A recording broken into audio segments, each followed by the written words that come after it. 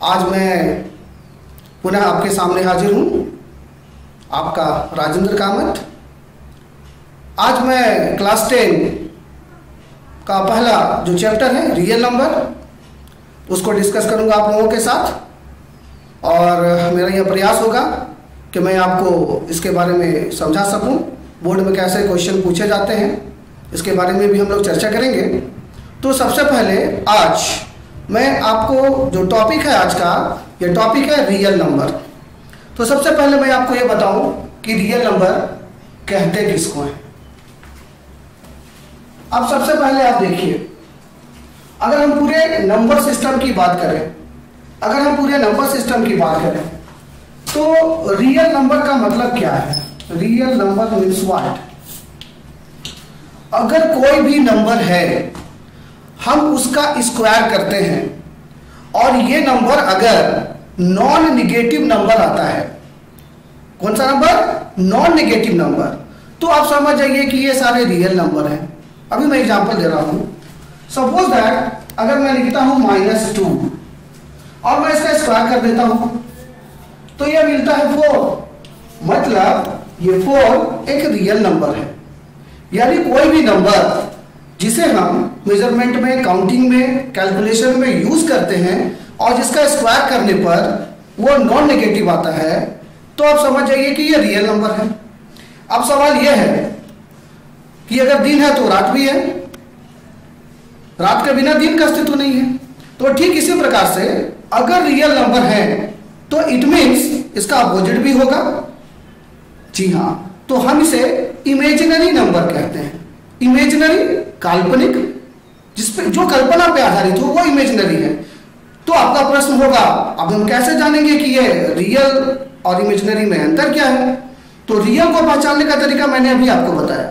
कोई भी नंबर अगर दिया है, आप इसका स्क्वायर करते हैं और अगर ये नॉन नेगेटिव आता है तो आप समझ जाओ ये रियल नंबर है।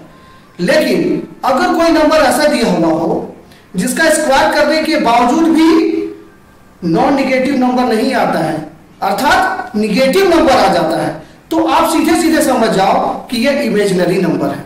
आइए मैं एग्जांपल देता हूं आपको एक। अगर हम एक नंबर लेते हैं √-2, नंबर आप यहां देख रहे हैं √-2। अब अगर मैं इसका स्क्वायर कर दूं तो जैसा कि आप लोगों को पता है, अगर मैं इसका स्क्वायर करूंगा तो इसका जो रूट है वो कैंसिल आउट होगा। बिकॉज इसको हम ऐसे भी लिख सकते हैं, root means what? Power 1/2 whole power 2। तो ये 2 कैंसिल हो गया, तो फाइनली क्या मिला? -2। यानी आप यहां पे देख रहे हैं क्लियरली कि अगर मैंने √-2 का स्क्वायर किया तो नेगेटिव नंबर मिला है। इट मीन्स दैट ये √-2 जो है वो इमेजिनरी नंबर है। तो बच्चों मेरे ख्याल से अगर हमको ये बताना हो कि रियल नंबर और इमेजिनरी नंबर क्या होते हैं, उनमें डिफरेंस क्या है, तो आप उसको बता सकते हो। ओके, ठीक है। अब हम लोग बढ़ते हैं आगे।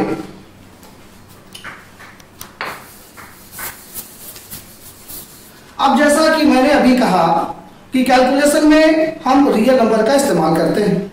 आप यहां पर बोर्ड में देखिए, मैंने लिखा है द रियल नंबर सिस्टम। पूरे रियल नंबर को अगर मैं एक सेट मान लूं, suppose that this is the set of a real number, तो ये पूरा जो एरिया स्पेस दिख रहा है ये रियल नंबर का है। अब इस रियल नंबर को हम लोग चाहें तो कई भागों में बांट सकते हैं, लेकिन इसका पहला भाग कौन सा होगा या कैसे कैटेगराइज करेंगे, तो अब इसको ध्यान से देखेंगे। रियल नंबर को मुख्य रूप से हम रेशनल और इरेशनल, आप ये जो स्पेयर देख रहे हो ये इरेशनल नंबर है और ये जो स्पेयर पूरा आप देख रहे हो ये रेशनल नंबर है। तो इरेशनल और इरेशनल यानी रियल नंबर को बेसिकली हम इरेशनल और रेशनल नंबर में डिवाइड कर सकते हैं। आप यहां देखिए, इरेशनल नंबर में मैंने क्या लिखा है? √2, √3, पाई, √11 वगैरह वगैरह। अब इरेशनल नंबर को जनरली पहचानने के बहुत आसान तरीके होते हैं। अगर फॉर एग्जांपल मैं कहूं √2 एक इरेशनल नंबर है, तो क्यों है? तो अगर मैं इसका स्क्वायर रूट निकालता हूं तो इसका स्क्वायर रूट जो है वो 1.414 डॉट ये अनइन्फिनिटली तक ये जाएगा, यानी कभी भी इसका हम परफेक्ट स्क्वायर रूट निकाल नहीं सकते। तो आप समझ जाओ कि जनरली जो इरेशनल नंबर है उसको बेसिकली हम p बाई क्यू के फॉर्म में रिप्रेजेंट नहीं कर पाते हैं। और जस्ट इसके अपोजिट अगर हम लोग बात करें यहां पर रेशनल नंबर की, तो कोई भी रेशनल नंबर जिसको हम अगर p बाई क्यू के फॉर्म में एक्सप्रेस कर सकते हो, जहां when q not equals to 0, यानी इसका जो डिनोमिनेटर है ये 0 नहीं होना चाहिए। और साथ ही एक बात और ध्यान रखना है कि अगर कोई रेशनल नंबर है तो न्यूमरेटर और डिनोमिनेटर दोनों के बीच में जो कॉमन अगर कोई नंबर आना चाहिए तो वो 1 आएगा। 1 को छोड़ के बाकी कोई भी डिजिट इसमें कॉमन नहीं होना चाहिए, यह भी इसका कंडीशन है। तो बच्चों अगर आप यहां पर ध्यान से देखेंगे तो ये जो पूरा स्पेयर है ये आपको रेशनल नंबर का दिखेगा। अब रेशनल नंबर का फॉर एग्जांपल मान लीजिए ले लेते हैं, मान लो -1 है या 5/1 है, 0.5 है, 0 1 2 3। बहुत सारे बच्चे सवाल करते हैं कि ये 0 सर कैसे रेशनल नंबर है। सिंपल, अगर 0 है तो 0 को हम 0/1 भी तो लिख सकते हैं, 0/2 भी लिख सकते हैं, ये कोई मैटर नहीं करता, इट डज नॉट मैटर। इसका मतलब 0 को भी रेशनल नंबर हम मान सकते हैं। अब अगर हम फर्दर क्लासिफिकेशन इसका करें तो आप देखो ये पूरा जो रेशनल नंबर है इसके अंदर में मैंने लिखा है इंटीजर्स। ये जो ब्लॉक आपको दिख रहा है ये इंटीजर्स का ब्लॉक है। इंटीजर्स में आपको मैंने कुछ एग्जांपल्स दिए हैं, -3 -2 -1 0 1 2 3। ये सारे के जो सारे नंबर हैं आप देखो ये फ्रैक्शन में नहीं, रेशनल नंबर में नंबर फ्रैक्शन में भी हो सकते हैं या होते हैं। जनरली कोई भी नंबर है उसको अगर हम फ्रैक्शन फॉर्म में लिख सकते हैं जहां पर डिनोमिनेटर 0 नहीं होता है तो फिर ये रेशनल नंबर है। लेकिन अगर हम कहते हैं इंटीजर की बात तो यहां पर भी आप नंबर को देख सकते हो, हालांकि इसको भी हम p बाई क्यू के फॉर्म में लिख सकते हैं क्योंकि मैंने पहले कहा कि ये सारे के सारे रेशनल नंबर हैं। ठीक इसी प्रकार से अगर ये इंटीजर की बात करें तो उस इंटीजर के ब्लॉक के अंदर आपको दिखेगा होल नंबर। आप देखो यहाँ पे होल नंबर की बात हो रही है तो अगर 0 से स्टार्टिंग करते हैं काउंटिंग नंबर को 0 1 2 3 4 ये होल नंबर हो गए। और ठीक इसके अंदर एक और आपको देखने को मिल रहा है, ये है natural number. Natural number means what? अगर काउंटिंग नंबर 1 2 3 4 इस तरह से स्टार्टिंग हो रहा है तो ये नेचुरल नंबर है। यानी अगर आप ध्यान से देखें तो रेशनल नंबर का जो सबसे स्मॉल यूनिट आपको दिखाई पड़ेगा ये नेचुरल नंबर है। अब नेचुरल नंबर में अगर हम लोग 0 को भी जोड़ दें तो ये होल नंबर बन जाता है। अब अगर हम होल नंबर में निगेटिव नंबर को भी ऐड कर दें तो ये इंटीजर्स बन जाता है। और अगर हम इंटीजर्स में फ्रैक्शनल नंबर को भी यानी डेसिमल को भी जोड़ दें तो फिर ये रेशनल नंबर बन जाता है। तो बच्चों आप लोग यहाँ पे साफ देख पा रहे होंगे जो रियल नंबर है उसका कैटेगराइजेशन हमने पहले इरेशनल और रेशनल में किया और फिर रेशनल नंबर को फर्दर कैसे हमने क्लासिफाई किया है ये आप यहाँ पर देख सकते हो। तो इनफैक्ट मैं ये कहना चाहूंगा कि कभी भी अगर आपसे पूछा जाता है कि एक्चुअली में ये रियल नंबर है क्या, आपको सिर्फ इतना बताना है कि अगर कोई नंबर है और अगर हम उसका स्क्वायर करते हैं, स्क्वायर मतलब पावर 2, और उसको अगर स्क्वायर करने के बावजूद भी वो नॉन नेगेटिव नंबर ही आता है तो वो रियल नंबर है। लेकिन अगर ऐसा कोई नंबर है जिसका स्क्वायर करने पर नॉन नेगेटिव नहीं आकर नेगेटिव नंबर आ जाए तो आप समझ जाओ वो इमेजिनरी नंबर है। इमेजिनरी नंबर के बहुत सारे यूजेस होते हैं, काफी जो कॉम्प्लिकेटेड कैलकुलेशंस हैं एस्ट्रोनॉमी में या और बहुत सारी जगह पर उसका इस्तेमाल होता है। लेकिन हम लोग अभी चूंकि बात कर रहे हैं क्लास 10 की तो हम लोग उसको बहुत ज्यादा डिस्कस नहीं करेंगे। तो मैंने ये समझाने की कोशिश की है कि अगर रियल नंबर सिस्टम की बात करें तो इसमें रेशनल और इरेशनल क्या है और रेशनल नंबर को फर्दर क्लासीफाई हम कैसे करेंगे। अब जब ये बात आ गई कि ये रेशनल नंबर यानी रियल नंबर के बारे में हमको चर्चा करना है तो क्लास 10 का जो टॉपिक है उसमें हमको पढ़ना होगा यूक्लिड्स लेमा के बारे में। यूक्लिड्स लेमा को अभी हम लोग समझेंगे। आप यहां देखिए, आप इधर आ जाइए, आप यहां देखिए मैंने लिखा है यूक्लिड्स डिवीजन लेमा। आप बोलोगे ये लेमा एक्चुअली में क्या है? What is lemma? What is lemma? Lemma is already a proven statement which is used to prove other statement. यानी लेमा उसको कहते हैं जो ऑलरेडी प्रूव्ड है, उसे प्रूव करने की आवश्यकता नहीं है। हाँ, इसका इस्तेमाल किसी दूसरे स्टेटमेंट को प्रूव करने के लिए हम कर सकते हैं। तो अगर यहां पर हम बात करें यूक्लिड्स की, यूक्लिड्स क्या कहते हैं, आप यहां देखें, given positive integer a and b, there exist unique integers q and r satisfying a equals to bq plus r, where r is greater or equals to 0 but less than b। सी बच्चों, ये जो definition है, हालांकि ये बहुत आसान है, पर अभी आपको ये थोड़ा कॉम्प्लिकेटेड लग रहा होगा। इस कॉम्प्लिकेशन को समझने के लिए मैं एक छोटा सा एग्जांपल देना चाहूंगा और ये बताना चाहूंगा कि यूक्लिड्स के डिविजन लेमा को हम कैसे समझ सकते हैं, अभी वो कहना क्या चाह रहे हैं। आइए मैं आपको समझाता हूं।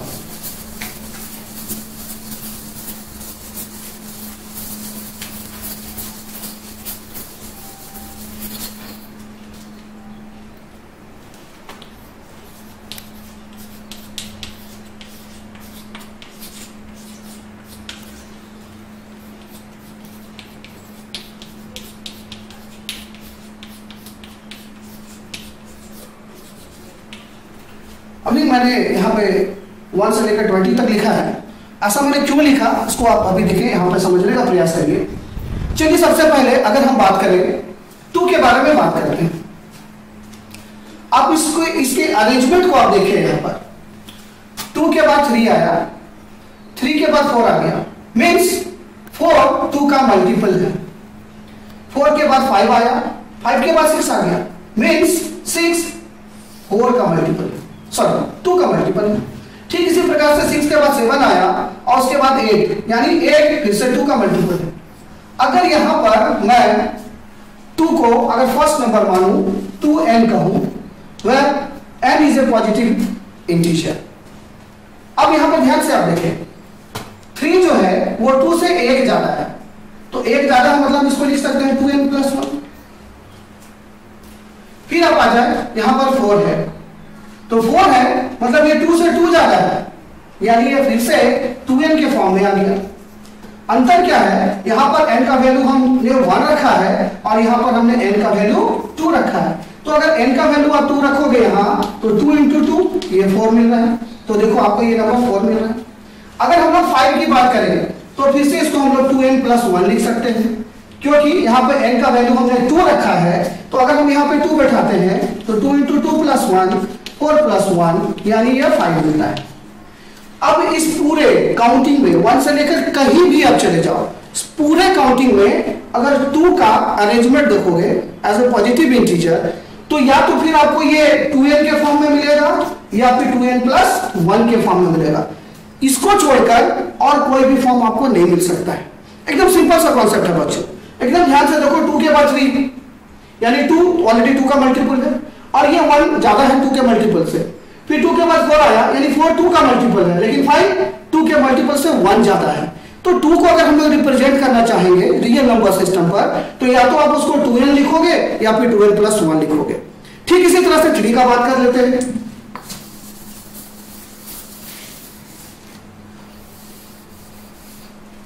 अब 3 को देखो, 3 यहां है, 4 3 से 1 ज्यादा है, 5 3 से 2 ज्यादा है और ये 6 जो है वो 3 का मल्टीपल है। यानी देखो आप यहां ध्यान से, 3 के बाद डायरेक्ट 6 यानी 4 5 ये 3 के मल्टीपल्स नहीं है, 6 3 का मल्टीपल है। फिर 6 के बाद 7 मल्टीपल नहीं है, 8 मल्टीपल नहीं है और 8 के बाद जो 9 मिल रहा है, देखो ये फिर से 3 का मल्टीपल है। अब इसके अरेंजमेंट को आप ध्यान से देखो। यहां पर अगर मैं इसको मान लेता हूं 3n, तो ये जो 4 है ये आपको क्या मिलेगा, ये मिलेगा 3n + 1 और ये जो 5 है ये क्या मिलेगा, ये मिलेगा 3n + 2। और ठीक इसी तरह से अगर मैं यहां पहुंचता हूं 6 से, तो इसे अगर मैं मान लेता हूं 3n, तो इसके बाद का जो नंबर मिलेगा ये फिर से आपको मिलेगा 3n + 1 और 3n + 2। अब यहां इसको ध्यान से देखो, यहां पर मैंने क्या किया, n का वैल्यू मैं 1 लेता हूं, तो ये नंबर क्या मिला 3 × 1 यानी 3 मिल रहा है। ये क्या मिला 3 × 1 + 1 यानी 4 मिल रहा है। 3 × 1 = 3 + 1 तो 4 हो गया। फिर n का वैल्यू यहाँ पे 1 + 2 तो 3 1 3 प्लस 2 यानी कि 5 निकलना है। 3 4 5। अब ध्यान से देखो, और अगर हम यहाँ n इक्वल्स टू 2 लेते हैं तो यहाँ पर मिलेगा 3 इंटू 2 यानी 6, यह मिल जाएगा 3 इंटू 2 प्लस 1 यानी 7, और यहाँ मिल जाएगा 3 इंटू 2 प्लस 2 यानी 8।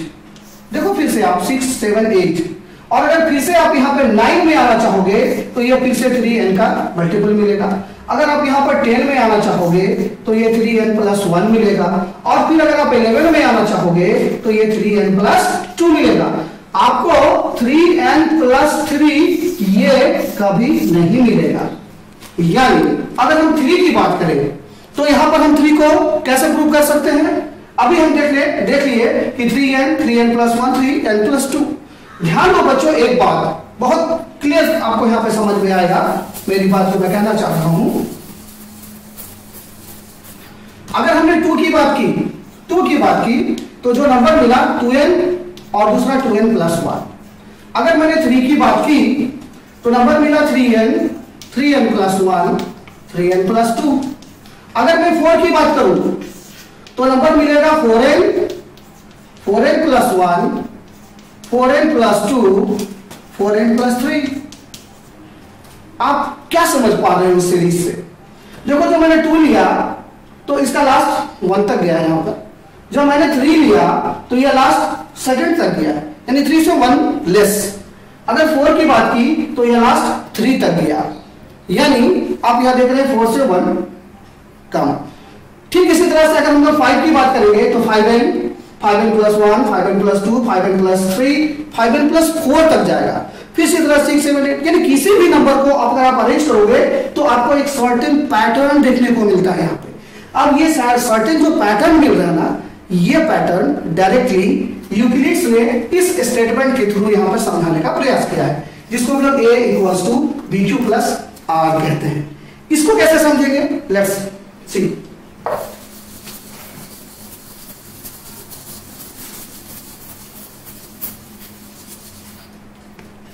Suppose that let a and b are two positive integers.